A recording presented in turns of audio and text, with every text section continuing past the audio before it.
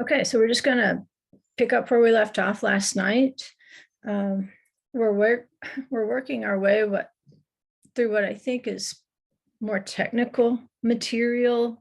And when you're dealing with the book of Daniel, it's not so much inspirational as it seems to be technical. And so you have to work through some of those technical details before you kind of work your way back to what I think is the inspirational part, which is the seeking after the bridegroom, even in the night of exile. That's a big deal, because it feels to me like the night is almost spent. It very much feels like the night is almost over, and it feels as though dawn is beginning to break. Now, I'm sure every generation feels like that. We may not be special, but I think you have to approach it as though you're special in every generation, so that you'll have that alertness, that awareness that these prophecies we're studying are telling us we have to stay alert, even in the night seasons. And it seems like much of that has to do with, what are you doing in the first watch of the night? If he delays until the second or the third watch of the night, what's really important is what you did in the first watch of the night, so that you're not concerned as you move into the second and third watches, that you're already prepared.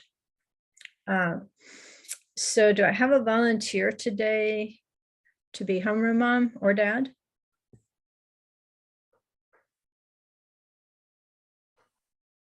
I'll do it, Lisa, Marcia. Thanks. Yep. Let's see.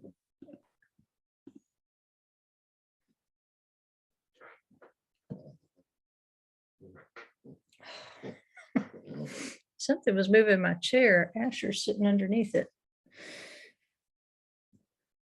Okay.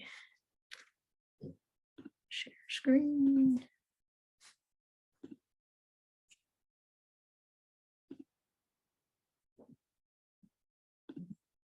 All right, so I think we're on lesson 96 at this point of the Song of Songs. And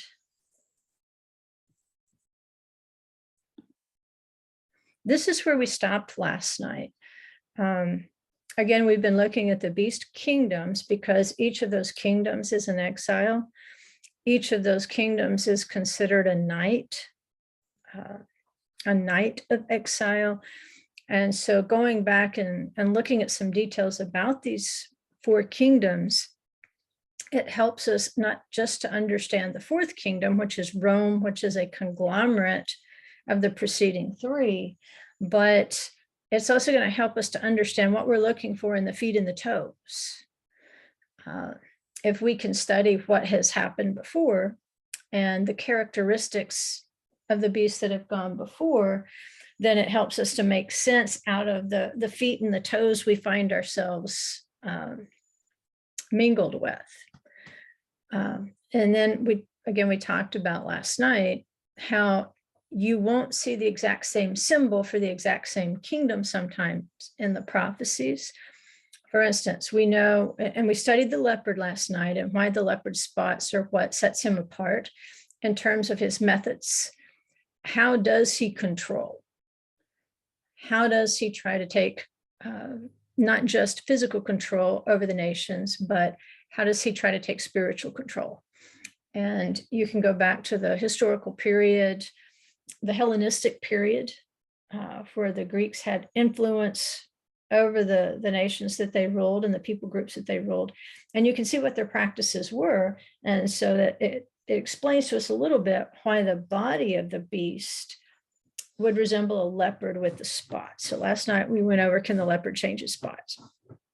And but then we realized that not only is Greece a leopard, Greece is also described as a goat, right? So Daniel 8:3-8 is where we stopped last night. He says, while I was observing, behold, a male goat was coming from the west over the surface of the entire earth without touching the ground. And of course, we know positionally, Greece is in the west, if Jerusalem's the plumb line. And the goat had a prominent horn between his eyes. He came up to the ram, and the ram, of course, is Medo-Persia. the Medes, the smaller horn, and then the Persians, the longer horn. He came up to the ram that had the two horns, which I had seen standing in front of the canal, and rushed at him in his mighty wrath.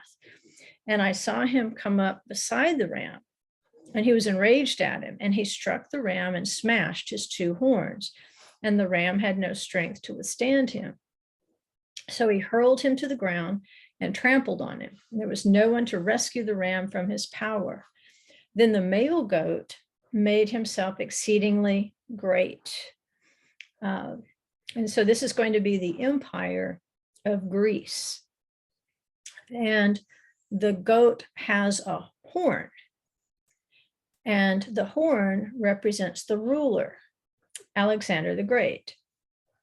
And it says, once he became powerful, referring to Alexander the Great, the large horn was broken, and in its place, 4 prominent horns came up toward the winds of heaven.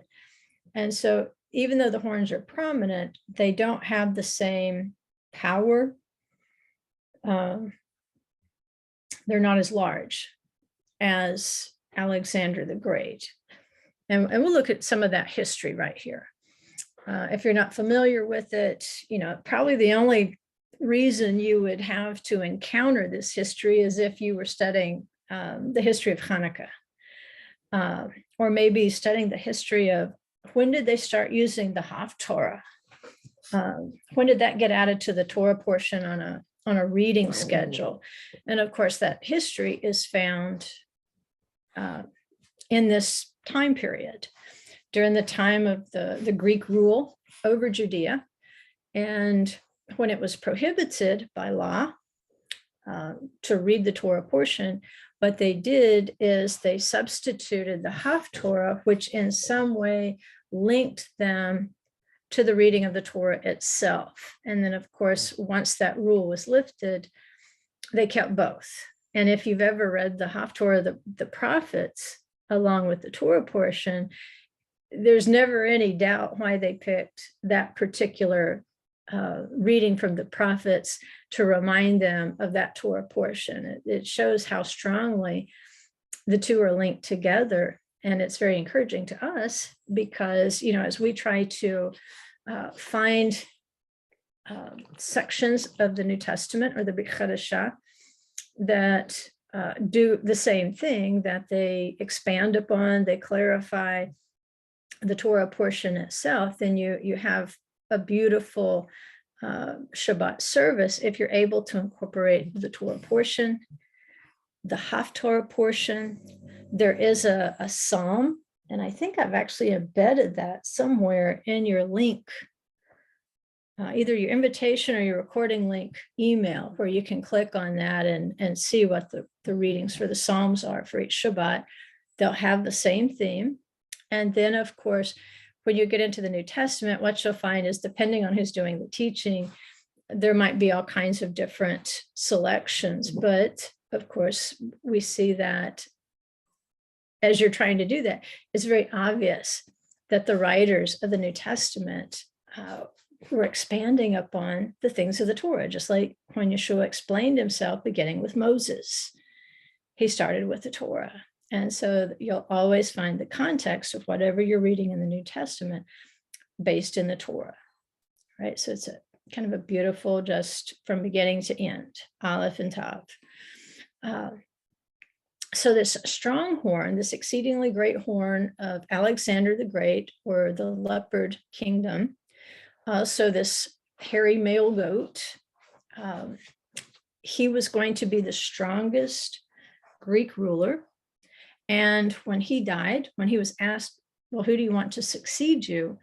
Then he said, to the strongest. He didn't necessarily say to the wisest. He said to the strongest. And so rather than being left to a politician, which there's some wisdom, he divided, or he couldn't do it because he was dead, but his wishes were that the empire be divided among his 4 generals. And so in 323 BC, you have these 4 generals, Cassander, Ptolemy, and you're used to hearing Ptolemy because there's a period of Egyptian history that as you're reading it, you'll hear it referred to as the Ptolemaic period, in which Egyptians in many cases are Greeks, just like Cleopatra. She wasn't really Egyptian. She might have been an Egyptian princess, but she was a Greek, and because it was during the Ptolemaic period. Then there was Antigonus and Seleucus, and these are known as the successors. If you've ever read a document called the Didache, kind of the same Greek word that's being used here to describe this diadochi, it means successors in Greek. And if you've ever run across a reference as you're reading early Christian history, you may have run into a document called the Didache. And these are recordings of what not the earliest apostles, but among, as time is moving through, it's recording some practices that they had in early church history. So if you're a history buff, or you're interested in the early church, then that's a great resource. And if you'll remind me after the teaching, I'll type how that's spelled. It's very similar. It's Didache instead of diadochi. Okie dokie. So you've got 4 stable powers that are going to emerge after the death of Alexander the Great. You're going to have the Ptolemies in Egypt. You're going to have the Seleucids. You're going to have the Attalid dynasty of the kingdom of Pergamum. And then you're going to have Macedon, which of course, we know that, I believe Alexander the Great's father was Philip of Macedon. So Macedon would be located about, Greece, that area of the Greek Empire. And so even though we looked at this last night, where Daniel sees the directions of the 4 winds, turning toward the 4 winds of heaven, even though these 4 empires are sub-empires of the Greek Empire, even though they're not true directions in terms of toward the 4 winds of heaven in general, just like if we say, if Daniel says that Alexander the Great or the Greek kingdom comes from the west, he may not come from due west, but general west. So in general, you can see the Seleucids are going to rule the east. The Ptolemies are going to rule the south. They're in the area of Egypt. The Macedonians west. And then the Attalids, or Antigonus, that dynasty, they're going to rule in the north. Okay. Just trying to show you where these horns ended up being situated. Right? Because the context last night was Daniel associates them with the 4 winds. Right? Why are these directions of the 4 winds? Why are these exiles of the 4 winds coming to the Jews at this point? Remember, by this point, the northern tribes, they've been exiled for the most part.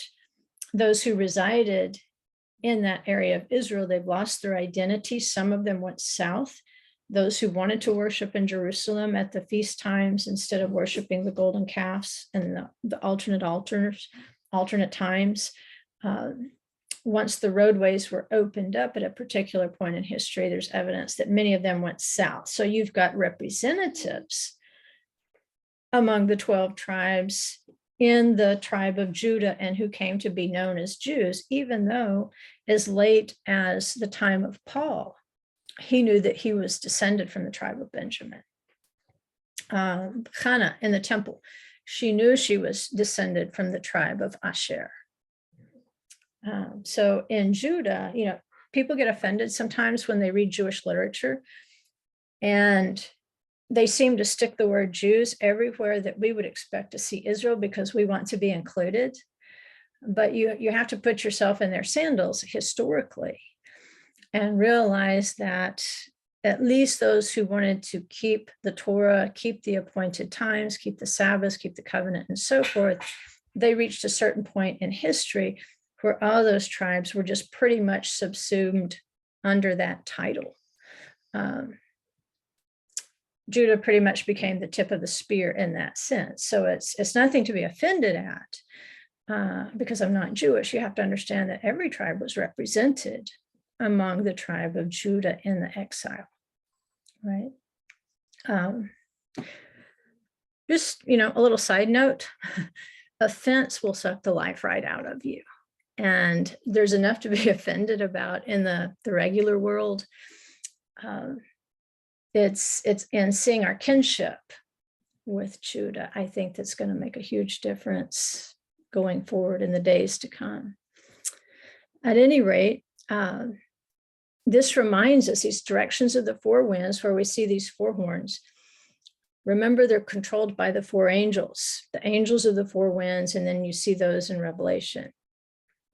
When Israel is apostate, she is abandoning her watch, because you see, as they're camped here around the Mishkan, and this arrangement, they're arranged in the directions of the four winds. And of course, the Levites and the priest are camped in the inner area around the Mishkan to guard the holier spaces. And they are a priesthood and a Levitical corps who minister to the 12 tribes who camp around them. In the same way, the 12 tribes are encamped in order to be priests and rulers of the nations around them. That's kind of the pattern that we have here. They are a kingdom of priests, but not everybody is a Levitical priest. So when Israel falls into apostasy, when they fall into idolatry, rebellion, commandment breaking, defective sacrifices, these sorts of things, then she's abandoned the watch. Whereas these 12 tribes are supposed to be encamped in such a manner they're facing out in order to see the enemy coming. Instead, they begin to mix and mingle. And then there's no clear boundaries that are defined by these encampments. These encampments begin to relinquish their borders. And so the encroachment leads to the apostasy, to the point that, as we work on in the Torah portions this year, we'll eventually arrive at the story of Pinchas, who had to take up a spear and kill Zimri and Cosbi because they were committing sexual immorality right there at the entrance to the tent of meeting. The encampment, and who should have been guarding that entrance? If we look at our graphic here, there's 3 tribes that are between the priests. Moses, Aaron, and his sons would have been encamped at the entrance there. And then to get to them, if you came in directly from the east, you would have to go through the tribes of Yehuda, Yisachar, and Zebulun. Now, could you breach it a different way? Could you come in a different way and just kind of, turn to your left, turn to your right, get in that way? Yes. But if they just came straight in to the entrance of the tent of meeting, it tells you that the boundaries of Yehuda, Yisachar, and Zebulun had broken down to the point, they had mingled and mixed to the point with the Moabite women that Cosbi and Zimri were able to just walk right in, go right into the entrance of the tent of meeting, and not even the priests had stopped them. Not even Moses and Aaron had stopped them. The Levites hadn't stopped them. Typically, your guards are going to be selected from the Levitical cadre. Nobody stopped them. So you can see boundary after boundary after boundary has been broken here. So when the boundaries of Israel break down as it pertains to obedience and judging the nations from those gates, those 12 gates, kind of looking forward here, then the angels of the 4 winds, it becomes very riotous. The 4 winds can become very damaging winds. The world doesn't know it, but they want these 12 tribes of Israel and the Levites and the priests encamped in in perfect order, because it's a picture of Yeshua. He is the one who can call to the four winds and control them, to discipline, to tell them what to do or what not to do. But had Israel done its job, they could have done the same thing. That was the whole point. And that's why, as you get to see the holy city in Revelation, that's the way that it's set up, with the 12 gates and the 12 tribes. And so they are protecting the holy city. You've got priests and Levites functioning inside the city. And so you shouldn't be able to get through that gate. The boundaries of obedience should be there. And by the same token, they should be, gates represent judgment. So they should be judging the nations from those gates. The word of the Lord, the Torah, the justice, and so forth should be going out from those 12 gates. So when you see these four horns arising and assimilation that occurred during the Hellenistic period, when the Hellenistic Jews began to mix and mingle, they liked the gymnasiums, they liked apparently naked sports, they liked Olympics, they liked the philosophy, they liked the medicine, they liked the poetry. Maybe they didn't worship those gods, but those systems of the leopard that we talked about last night, remember, you're charmed in. That's the leopard spot. It means to charm. And so through those organization systems, clubs, they were charmed in to those systems, and they stuck because of the systems that charmed them. Maybe they like drama, we're still dealing with that today. We are definitely hooked on drama. And it has morphed into something extremely wicked. You really have to guard your eyes and guard your ears if you're going to watch drama today, because we watch it on television or in motion pictures. We have to make sure that we're not mixing and mingling. And that's a very difficult thing, because it can be misleading. You might start out and think, oh, this is a great family show. And then you get 15, 20 minutes into it, or you get 3 programs into it, and it turns out it's just the opposite of a family show. It's introducing anti-Torah values. And if that's what you're showing your family, then obviously you're going to have to go back and set that boundary.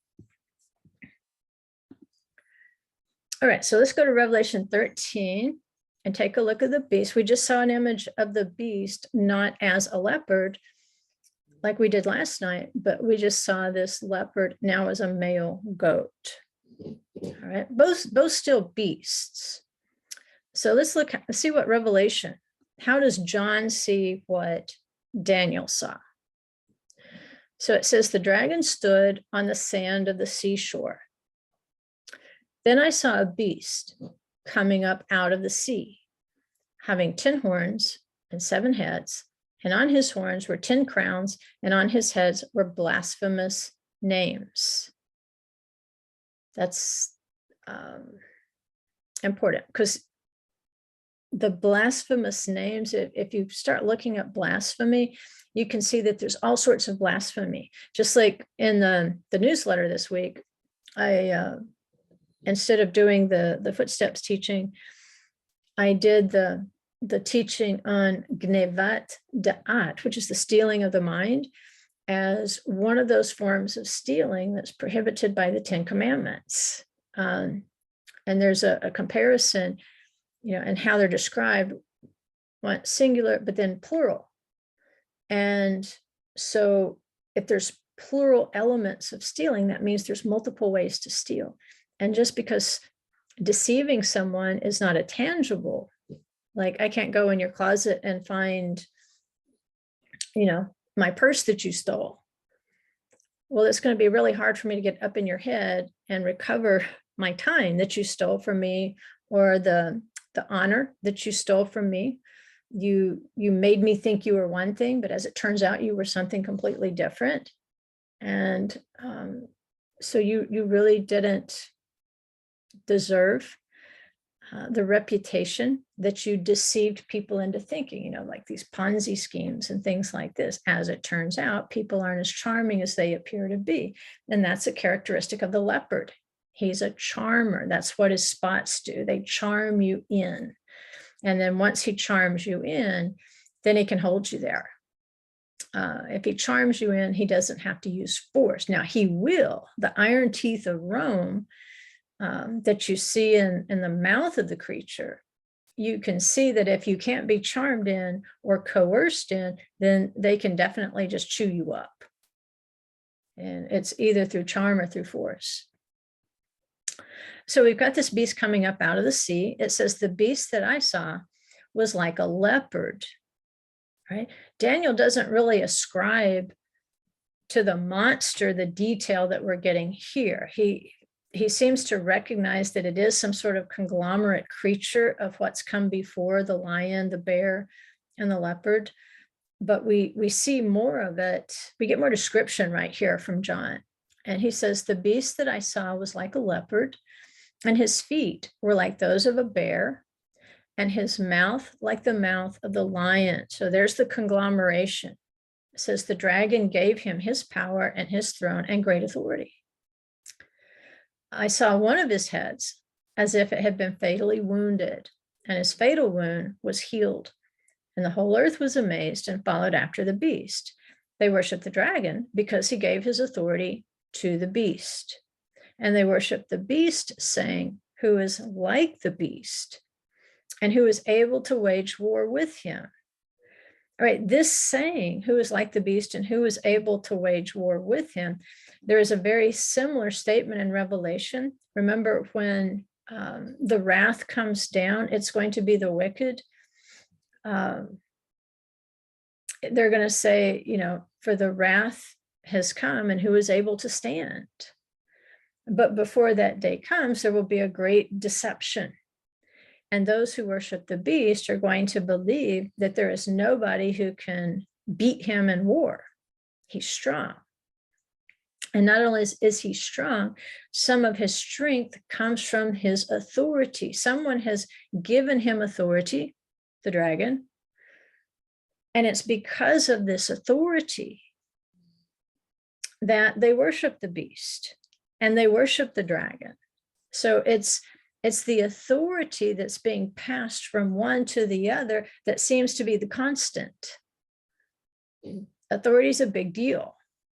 When it comes to principalities and powers, when it comes to the devices of the beast, he's constantly seeking to maintain authority, just like the king of Babylon said in his heart, I will lift my throne above the throne of God. I will sit on the mount of the Moet. He's all about authority. So they're saying, who's like the beast, who's able to wage war with him? They think he's invincible. A mouth was given to him, speaking arrogant words and blasphemies. All right, so there's the blasphemies again. These are being emphasized. And at its core, a blasphemy is simply not necessarily a cursing of the Holy One, but a refusing to acknowledge him as the King of the universe, as the creator, as everything he is. It's saying, no, he isn't. And you can say it with your mouth, or you can say it with your behavior. You can say you're not the boss of me with your behavior, the same way you can speak a blasphemy. And it says he's given authority to act for 42 months. This is given to him. And he opened his mouth in blasphemies against God. All right, because it keeps popping up this word blasphemies, it goes on to blaspheme his name and his tabernacle. That is those who dwell in heaven. I want to look at why was he be blaspheming the tabernacle? But the idea that the blasphemies pop up repeatedly in this passage. One thing we know that is associated with these beast kingdoms is that they blasphemed. Even if they had been the instrument of disciplining Judah, because remember what they have in common is they will either conquer or hold Jerusalem. Conquer or hold Jerusalem. This is Daniel's whole thing. He's all about Jerusalem. They either conquered or held Jerusalem. Jerusalem is the seat of the Moedim. So he opens his mouth in these blasphemies. Each of these kingdoms, there will be some example, especially Assyria. Assyria will be a kind of a prototype where they literally go up to the wall of Jerusalem and start speaking blasphemies and saying, your God can't help you. Your God's not going to help you. Just trust me and I'll give you everything that you think your God is going to do for you. They try to put themselves in the place of God, which should sound familiar if you study prophecy.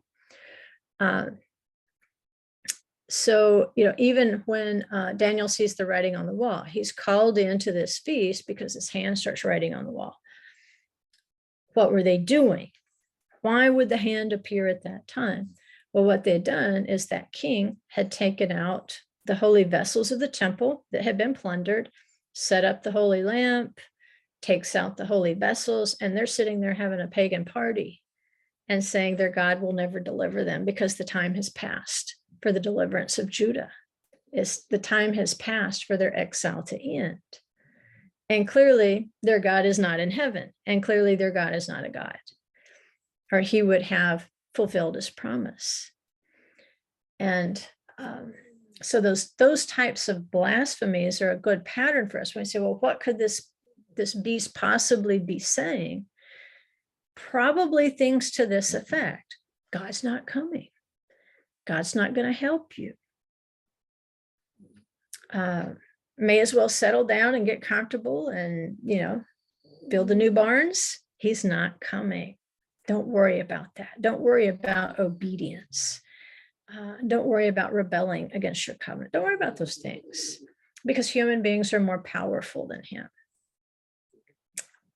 What I wanted to point out, though, he's not just blaspheming God. He's not just blaspheming his name. He's also blaspheming his tabernacle. And it clarifies who the tabernacle is. It says those who dwell in heaven. And so if you look up the Hebrew cognates to this particular Greek word, skene, for tabernacle, there's three words we're very familiar with that have been used as cognates to that Greek word. It's ohel, which is a tent, the ohel moed, the tent of meeting, the place where you congregate for the moedim, the mishkan.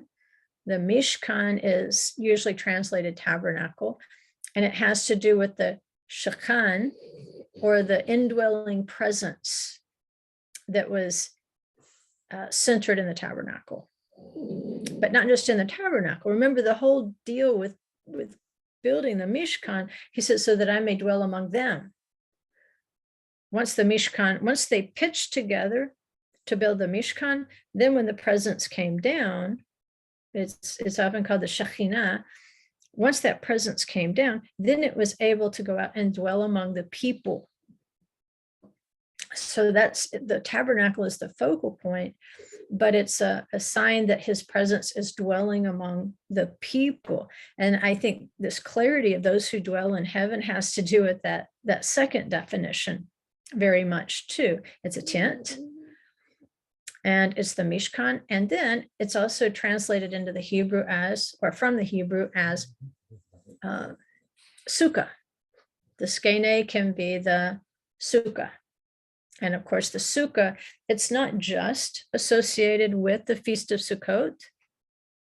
It's also associated with their exodus from Egypt, where they stopped at a place called Sukkot. And it was there that it is said that they entered into Sukkot of glory, or clouds of glory, and they traveled in the Sukkot of glory, or the clouds of glory, for 40 years in the wilderness. Right, so what's his problem? His problem is with people who dwell in heaven. Dwelling in heaven, in this particular case, is associated with dwelling in the tent, the tabernacle, the Mishkan, and the Sukkah. There, it's possible that by keeping the feasts, by keeping the Sabbaths, by coming out of Egypt, by virtue of acknowledging Yeshua as our salvation, that something happens. There's some sort of opening up in this universe that allows those who are under this tent to somehow be considered as already dwelling in heaven, which would make so profound what we do on Shabbat, that we're already dwelling in heaven, which would make so profound when we keep Passover, when we keep Shavuot, when we keep Sukkot, that somehow we're already dwelling in heaven. But expect that even in this wonderful wilderness of the clouds, that the beast, his arrogance will be specifically aimed at you, very specifically aimed at you. And how do we know this? Well, John just told us how many times. He's not, if he speaks against the Holy One, he will also speak against you. And that's what Yeshua said. If they hated me, they're going to hate you. If they betrayed him, they'll betray you. If they make up stories about what you say, they'll make up stories about what you said.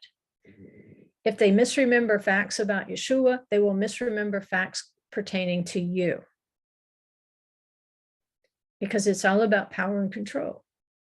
And what they realize is when you're dwelling in the cloud, when you're dwelling in this heaven of the Sukkot of glory, they can talk all they want to, but they cannot hurt you. They might hurt your feelings, but they can't hurt you. Your soul is safe. And that's why it says, don't worry about people who can kill your body. Worry about people who are after your soul. Well, with these blasphemies, obviously, they don't just want your body, they want your soul. They want you to buy in. Remember the leopard spots. They want to charm you in so that you are willingly joining yourself to them in this uprising and this blasphemy against God. So all the cognates, all three cognates to this Greek word for tabernacle, skene, they all point to the Israelite encampment in the wilderness. And that's why I say it's possible that a time will come, maybe it's even started, in which those who keep the Moedim, and they keep them with the power of the Ruach HaKodesh, that somehow they're already dwelling in heaven. At the very time that these arrogant blasphemies are taking place, they're dwelling in heaven, it says. Now, I know traditionally you might have heard teachings about, well, we're going to be raptured and it won't matter. Well, if we're raptured and it doesn't matter, why is it being recorded? Why do we need to know that? You would be oblivious to it if you were already up in heaven, right? You're not going to be oblivious to it. You're going to know that the beast is speaking arrogant blasphemies against you and the one you serve.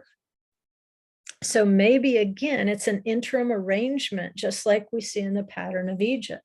They left death, they left the realm of death, being lost, destruction, Egypt. They enter into Sukkot of glory. It doesn't mean they're in the Holy Land yet.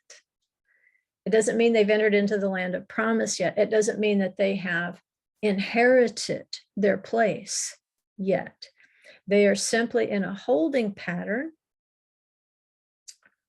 working some things out. Again, while the Holy One is working some things out in the place of our inheritance. He's actually,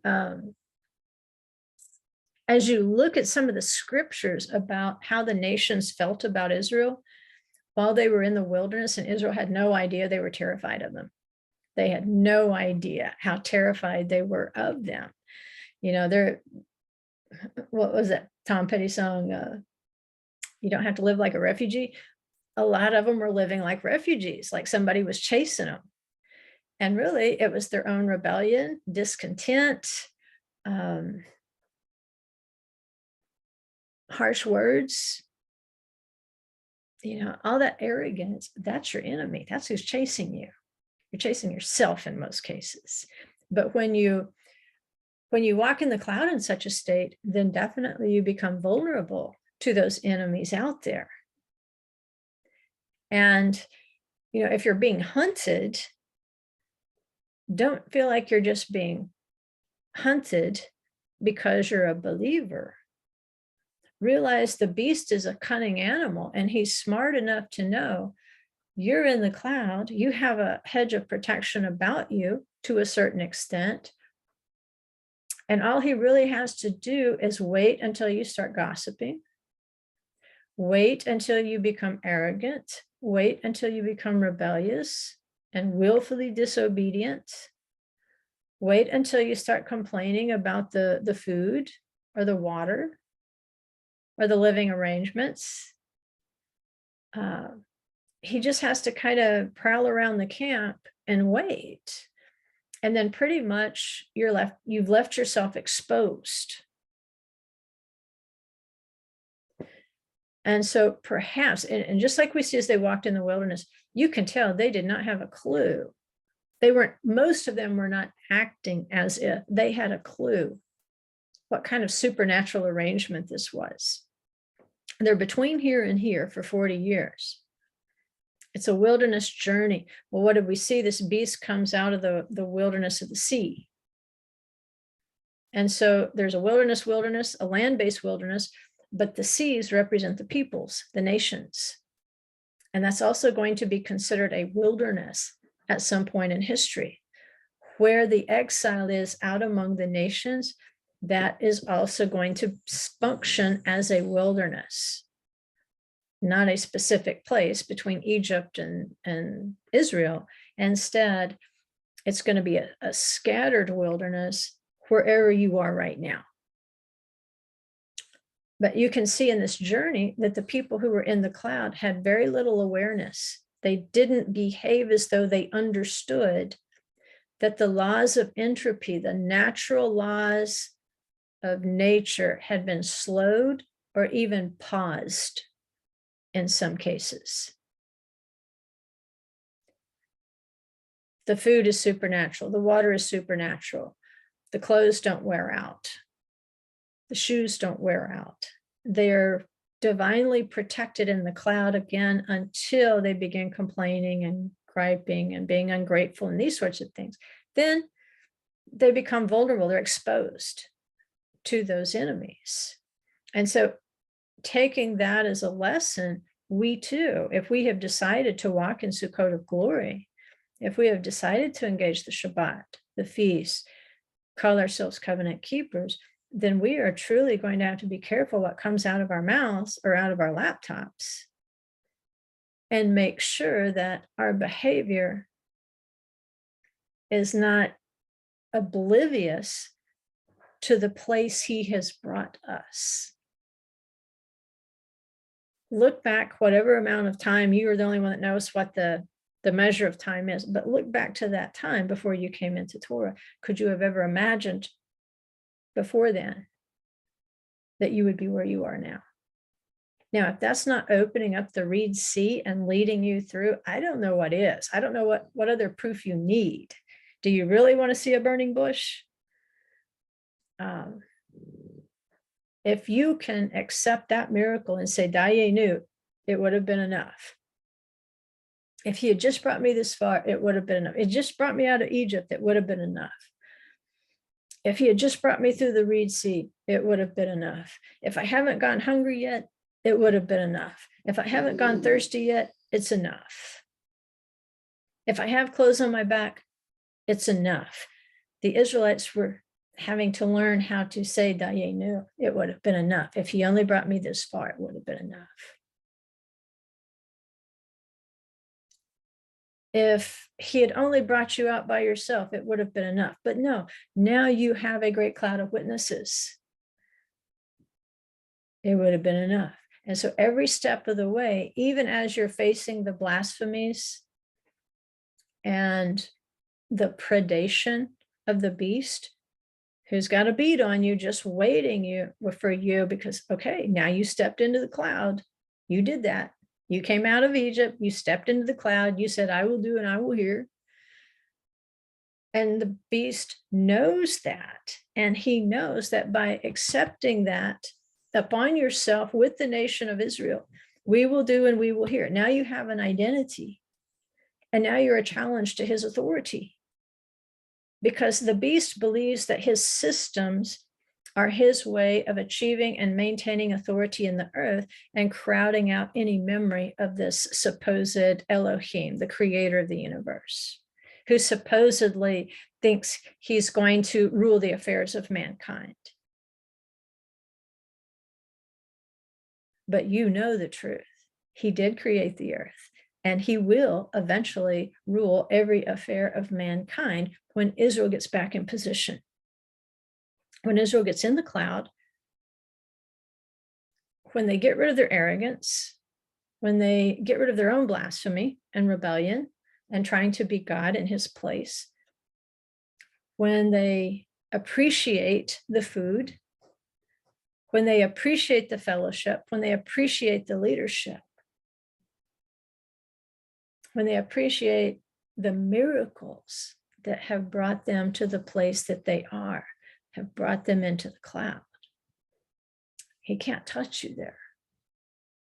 He's going to be very angry. He's going to know his time is short at that point. You know, if you look at the wilderness experience with Moses, how did the beast know his time was short? Israel came out of Egypt and they pointed their faces in the direction of the promised land and their inheritance. He knew even with the golden calf incident, he knew he only had 40 years to go. His time was short. So if there are things in place today, if there are miracles that have occurred in our generation, it could be that the beast knows his time is short. Right, so if we look at the next verse, like I said last night, in chapter 3 of Song of Songs, instead of just kind of inching through one verse at a time, sometimes you need to look at the bigger chunk of context.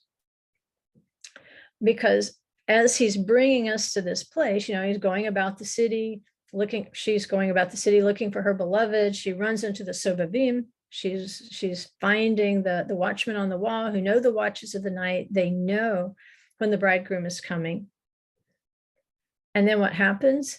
In verse 6, it says, what is this coming up from the wilderness? Like columns of smoke, perfumed with myrrh and frankincense, with all the scented powders of the merchant. I don't know if that's the best translation, but it'll work. Because once we have this identity, I'm going to get up off my sick bed. I'm going to get out of Thyatira and the Jezebel. I'm going to get up out of that, and I'm going to start to seek my bridegroom. I'm not going to expect him to come to me on this sick bed that I've chosen. The sick bed that put me in exile, I choose not to remain on it because idolatry brought me into exile. I choose to get up off this sick bed, go find my beloved, and tell him I'm done with idolatry. I'm done with Egypt. I'm done with Babylon. I'm done with Persia. I'm done with Greece. I'm done with Rome. I'm done with all that. And so he will take you out and put you in a wilderness. The difference is this last exile, the wilderness is not the desert, the physical desert. The wilderness is the nations. But it has the same earmarks coming up from the wilderness of the nations. Like columns of smoke. What columns of smoke? Well, remember, you had the pillars of fire and the pillar of cloud, but you also had the columns of smoke that were created by the daily sacrifices. And you also had the spices, the handfuls of spices that were added to the sacrifices. And so when the smoke went up, it was going to be perfumed with myrrh and frankincense. And it says, with all the scented powders of the merchant. So it's documenting for us how we should expect the bride to go up from this wilderness of the peoples to enter the land of promise, to take us from the temporary, the Mishkan, that we're using out here in our exile, in our night of exile, to learn what we need to learn about the services, about the Torah, and so forth, before he takes us into our permanent residence, where there will once again be a mikdash, or a temple. Just as Mishkan, it suggests the Shekhinah, the indwelling presence, Shekhan, dwelling of the Spirit. Mikdash suggests a state of heightened holiness. From Kadash, the temple, Mikdash, it's the means of holiness. So as the tabernacle is the means of drawing down the presence into the nation of Israel, so the Mikdash is the means of sanctifying, perfecting in holiness the nation of Israel. And they have to achieve that perfection of holiness, signified by the temple, the Mikdash, so that it can become a permanent residence. You know, like it says, I think it's in Ezekiel, it says, even the bells of the horses will be holy. That's how holy the city is going to be. So they didn't just walk out of Egypt prepared for a temple. They were promised. He says, you'll go to the place I will show you, the place where I will set my name. They were promised it, but they weren't prepared for it. And I think often our fallacy is, we came into Torah and therefore the world must change overnight. Every prophecy in scripture must be fulfilled tomorrow, simply because I saw the Torah. Simply because I started keeping Shabbat. And the reality is it took 40 years to get the Egypt out of them. Now, I'm hoping that time is shortened, just like it says. half a time. I hope it doesn't take us the full time. I hope it takes us only the half time. To prepare ourselves, walking in the cloud, making the mistakes in the cloud, but to transition from this wilderness of the nations. See, you were once part of the nations, perhaps engaging in the rebellion against the commandments of those nations, but then he lifts you up out of that. He pulls you into the cloud, and you really haven't moved anywhere. You were still in the wilderness of the peoples, but he surrounded you with his clouds so that he could teach you the Torah in this wilderness. And as he teaches you his Torah and leads you into perfection, then there will be a fulfillment of this verse where you will come up from that wilderness of the peoples. You will have identified with the columns of smoke. You will have identified with the pillar of cloud and fire. You will have identified with the clouds of the sacrifices and what they represent, the myrrh and the frankincense that goes with those sacrifices. You will have been prepared in that cloud, and then you'll be ready to come up to your permanent residence. So these arrogant words and the blasphemies of the beast, we have to be very careful, be on our guard against those, not just so that we also will not engage in them, but when we feel ourselves the target of them, that will happen. We just read, it will happen if it's not happening already. You will be the target of arrogant words, and you will be the target of blasphemies. As long as you serve the Holy One of Israel, you will be the target of arrogant words and blasphemies. And just go ahead and tell yourself that a few times until you believe it, so that you won't be offended when it happens. You will say, well, I knew that was going to come. Maybe you didn't expect it from that person. Maybe you didn't expect it to that degree. Maybe you didn't think it was going to pile up like that. But they will come. And they trace back just what we're reading here in Revelation 13. These blasphemies, they trace back to the king of Babylon. And from there, they're going to trace back to the serpent in the garden. What was he trying to do? He was trying to replace the rule of Adam and Eve in the garden. He was trying to usurp their authority. And the red beast of Rome, he's also called the red one. If you're reading a Siddur, maybe for Hanukkah, and the prayer says, deliver us from the red one, that's Rome. That's specifically what they're praying. So the red beast of Rome is specifically associated with arrogance. So Rome in Hebrew, it has the numerical value of 256. Its gematria value is 256. If you look at the text of Daniel, chapter 8, verses 22 and 23, the expression as panim, which is literally strength of face. The strength of face is the Hebrew equivalent of arrogance in English. So the value of as panim is 257. And they say that suggests that Rome will reach even beyond the highest degree of arrogance ever experienced before. Whatever the highest point of arrogance and blasphemy that has ever been achieved by any kingdom, that this final red beast will exceed it. It will go even beyond. And obviously that's what the king of Babylon's idea was. I will lift my throne above the throne of God, not equal with, but above. That's the highest degree of arrogance, not just equal to, above him, right? And so you're going to see that more and more within these systems. It will not be just making themselves equal with God. Their arrogance will be so profound as to elevate themselves beyond the highest degrees of arrogance. So you've got this shaggy goat that represented the kingdom of Greece, and then the large horn, that's going to be Alexander.